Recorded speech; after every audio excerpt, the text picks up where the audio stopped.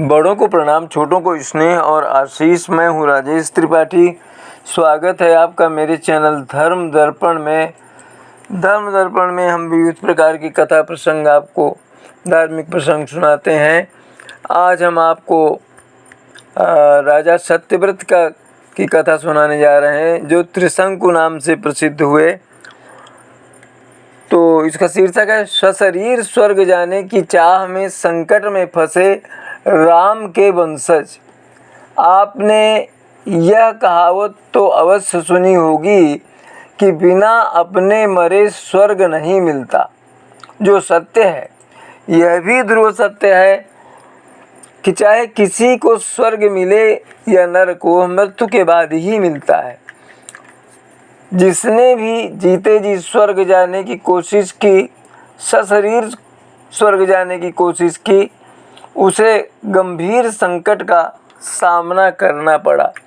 ऐसी कोशिश भगवान राम के वंशज ने भी की थी, जिन्हें गंभीर संकट का सामना करना पड़ा था। हम यहाँ आपको सूर्यवंश के राजा सत्यव्रत की कहानी सुना रहे हैं। राजा सत्यव्रत सशरीर जीवित अवस्था में स्वर्ग जाना चाहते थे।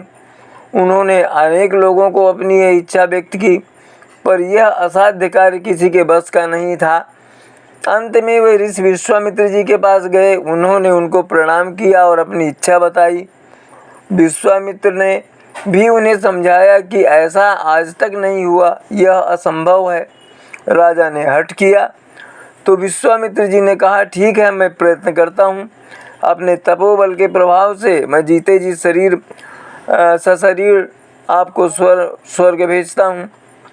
राजा सत्यव्रत एक धार्मिक पुरुष थे, इसलिए उनकी आत्मा स्वर्ग के योग्य थी, परंतु उनकी इच्छा सशरीर स्वर्ग जाने की थी। इस इच्छा की पूर्ति के लिए उन्होंने अपने गुरु ऋषि वशिष्ठ को आवश्यक यज्ञ करने की प्रार्थना की। ऋषि वशिष्ठ ने यज्ञ करने से यह समझाते हुए मना कर दिया कि सशरीर स्वर्ग प्रवेश प्रकृति के नियम के विरुद्ध है। सत्यव्रत अपनी जीत पर अड़े रहे और इच्छा की पूर्ति के लिए ऋषि वशिष्ठ के ज्येष्ठ पुत्र शक्ति को आवश्यक यज्ञ करने के लिए धन व प्रसिद्धि का लालच दिया। सत्यव्रत के इस दुस्साहस ने शक्ति को क्रोधित कर दिया और शक्ति ने सत्यव्रत को त्रिशंकु होने का श्राप दे दिया था। त्रिशंकु को राज्य छोड़कर वन भटकने के लिए मजबूर होना पड़ा था। वन में भटकते हुए त्रिशंकु की भेंट ऋषि विश्वामित्र से हुई, जिनसे उसने अपनी जो इच्छा जताई। ऋषि विश्वामित्र, जो ऋषि वशिष्ठ के से प्रतिद्वंदिता रखते थे, त्रिशंकु की प्रार्थना स्वीकार कर ली एवं उसे सशरीर स्वर्ग पहुंचाने के लिए आवश्यक यज्ञ शुरू कर दिया। यज्ञ के प्रभाव से त्रिशंकु स्वर्ग की ओर उठने लगे। इस अप्राकृतिक घटना से स्वर्ग में खलबली मच गई। त्रिशंकु स्वर्ग की ओर सशरीर जाने लगे तो इंद्र ने कहा, तू लौट जा, क्योंकि गुरु से शापित है।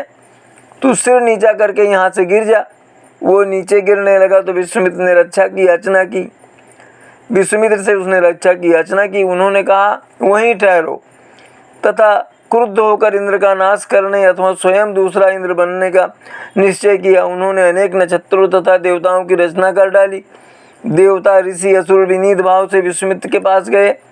अंत में यह निश्चय हुआ कि जब तक सृष्टि रहेगी, ध्रुव, सूर्य, पृथ्वी, नक्षत्र रहेंगे, तब तक विश्वामित्र का रचा नक्षत्र मंडल और स्वर्ग भी रहेंगे। उस स्वर्ग में त्रिशंकु सशरीर नतमस्तक विद्वान रहेंगे, यानी नीचे की ओर सर करके। त्रिशंकु जो वापस सत्यव्रत बन गया था, को नए स्वर्ग का इंद्र बनाने के लिए विश्वामित्र ने तपस्या आरंभ की। इस तपस्या से चिंतित देवताओं ने विश्वामित्र को समझाया कि उन्होंने सशरीर स्वर्ग प्रवेश की अप्राकृतिक घटना को रोकने के लिए त्रिशंकु के स्वर्ग प्रवेश से रोका था। विश्वामित्र देवताओं के तर्क से सहमत हुए, परंतु अब उनके सामने अपने वचन को पूरा करने की दुविधा थी। विश्वामित्र ने देवताओं से समझौता किया कि वह अपनी तपस्या रोक देंगे और देवता सत्यव्रत को नए स्वर्ग में रहने देंगे एवं सत्यव्रत इंद्र की आज्ञा की अवहेलना नहीं करेगा।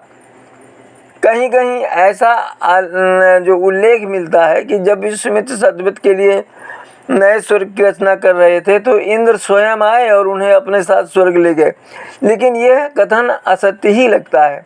सच यही है कि सत्यव्रत विश्वामित्र के रचे कृत्रिम स्वर्ग में अधर्म में ही लटके हैं। ब्रह्म पुराण, पद्म पुराण, देवी भागवत और वाल्मीकि रामायण में त्रिशंकु का उल्लेख मिलता है। त्रिशंकु शब्द का प्रयोग ऐसी ही परिस्थितियों के लिए किया जाता है जब कोई बात पूरी न होकर अधर्म में ही लटक गई हो। आपने अक्सर त्रिशंकु संसद या त्रिशंकु विधानसभा जैसे शब्द अवश्य सुने होंगे। सत्यव्रत या त्रिशंकु के बारे में ऐसा भी सुना जाता है कि वो अपने पिता की भी आज्ञा नहीं मानता था। वह उत्पाती भी था, इसलिए पिता ने उसे घर से निकाल दिया था। सत्यव्रत जंगल में रहने लगा। वहाँ निकट ही विश्वामित्र का आश्रम था। उनकी अनुपस्थिति में उसने उनके परिवार की सेवा की। त्रिशंकु के मन में सशरीर स्वर्ग प्राप्त के लिए यज्ञ करने की कामना बलवती हुई। वे पहले वशिष्ठ के पास गए थे। वशिष्ठ ने ये कार्य असंभव बताया। वे दक्षिण प्रदेश के वशिष्ठ के 100 तपस्वी पुत्रों के पास गए। उन्होंने कहा, जब वशिष्ठ ने मना कर दिया तो हमारे लिए कैसे संभव हो सकता है। इसके बाद त्रिशंकु विश्वामित्र की शरण में गए थे। मानधाता के कुल में सत्यव्रत का जन्म हुआ। सत्यव्रत अपने पिता तथा गुरु के शाप से चांडाल हो गया था, तथा विश्वामित्र के प्रभाव से उसने सशरीर स्वर्ग प्राप्त किया। देवताओं ने उसे स्वर्ग से धकेल दिया, अतः वह सिर नीचे और पांव ऊपर किए आज भी लटका हुआ है, क्योंकि विश्वामित्र के प्रभाव से वो पृथ्वी पर नहीं गिर सकता। इसके बाद वही सत्यव्रत त्रिशंकु नाम से विख्यात हुआ। प्रसिद्ध राजा हरिश्चंद्र सत्यव्रत या त्रिशंकु के पुत्र थे। तो ये तो थी आज सत्यव्रत या कहें त्रिशंकु की कथा। इसी तरह के अन्य धार्मिक प्रसंगों के साथ हम आपसे अगले वीडियो में भेंट करेंगे। तब तक के लिए आप सपरिवार स्वस्थ, सुरक्षित और सानंद रहें, यही हमारी प्रार्थना प्रभु से और आग्रह है, कामना है हमारी।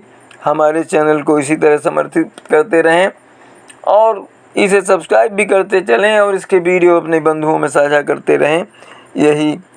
आज यहीं तक, मिलते हैं अगले वीडियो में। तब तक के लिए प्रणाम, नमस्कार।